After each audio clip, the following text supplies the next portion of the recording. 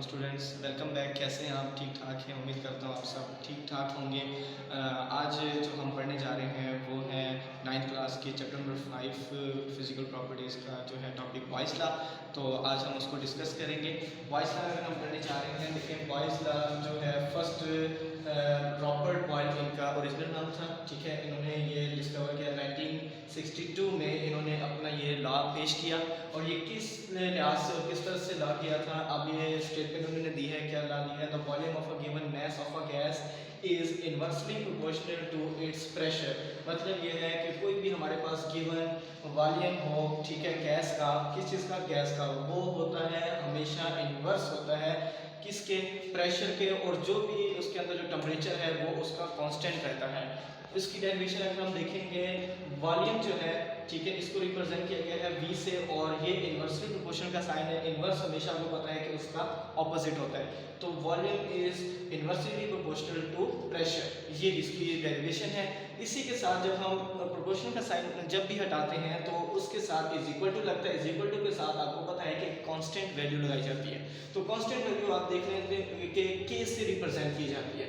ये जो आएगा, अब इसकी जगह क्या आ गया? k, और सेम एज 1 मल्टीप्लाई हो जाएगा और डिवाइडेड बाय p, सेम ऐसे ही रहेगा। नेक्स्ट देखने, अब ये k इस 1 के साथ मल्टीप्लाई हो जाए, 1 के साथ होगा तो k 1 सा k मीन से k v is equal to k, same ऐसे रहेगा। और प्रेशर नीचे। अगर हम कांस्टेंट वैल्यू निकालना चाहें इसकी, तो k यहीं पे रहेगा। अब आपने k निकालना है यहाँ से, तो यहाँ पे v क्या हो रहा है?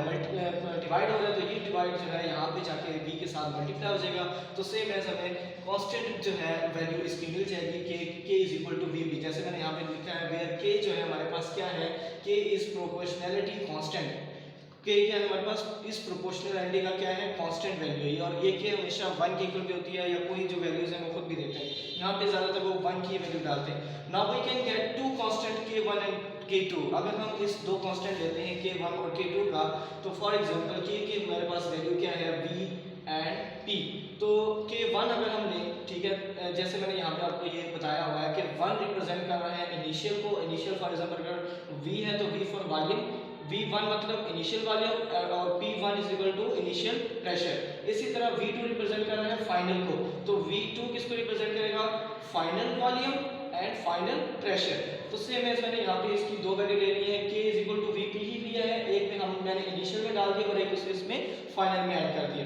तो अगर मैं इन दोनों को इक्वल देखना चाहूँ तो ये क्या आ जाएगा? k1 is equal to k2। तो ये k1 की वैल्यू हमारे पास क्या है? Initial volume into initial pressure is equal to final volume into final pressure. तो अगर हम इसके एक्सपेरिमेंट देखें, एक्सपेरिमेंटल वेरिफिकेशन, तो आप ऊपर पढ़ चुके हैं कि वॉल्यूम हमेशा प्रेशर के इन्वर्स होता है। मतलब ये है कि इन्होंने बॉयज ने क्या किया, एक कंटेनर लिया, उसके अंदर एक गैस सप्लाई की और उसके अंदर एक मूवेबल पिस्टन था। उस मूवेबल पिस्टन में उसने क्या किया कि जब 2 एटमॉस्फेरिक प्रेशर उसने अप्लाई किया तो उसका वॉल्यूम जो रीड हुआ था वो हुआ था 1 डेसीमीटर क्यूबिक, ठीक है। सेम एज दोबारा से जब उसने प्रेशर उसको इंक्रीज किया, सेम एज 4 एटमॉस्फेरिक प्रेशर में गया तो वॉल्यूम उसका ऑटोमेटिकली क्या हो गया? डिक्रीज। मतलब ये है कि जब उसने प्रेशर इंक्रीज किया तो वॉल्यूम उसका डिक्रीज हो गया। इट्स मीन कि वो उसके क्या चल रहा है? ऑपोजिट चल रहा है, इन्वर्स चल रहा है। इसी तरह सेम एज उसने प्रेशर दोबारा इंक्रीज किया 6 एटमॉस्फेरिक प्रेशर, तो उसका जो वॉल्यूम थर्ड था वो यहाँ पे और ज़्यादा डिक्रीज हो गया। फिर दोबारा से प्रेशर उसने इंक्रीज किया 8 में, तो उसका वॉल्यूम जो है दोबारा से और ज़्यादा उसमें वैल्यू में डिक्रीज आया।